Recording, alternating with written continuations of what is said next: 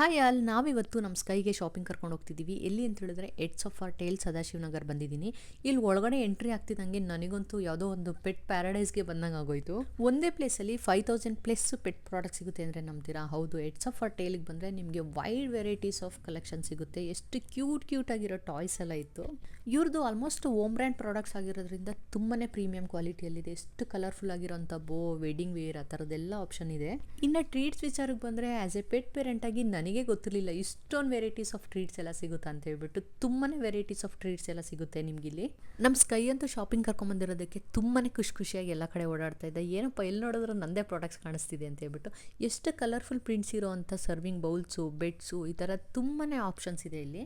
ಇನ್ನು grooming essentials ಬಂದರೆ different kind of ಕೂಮ್, varieties of shampoo, bubble up shampoo, tick and flee powder, ಈ ಥರ ತುಂಬಾ ಆಪ್ಷನ್ ಇದೆ.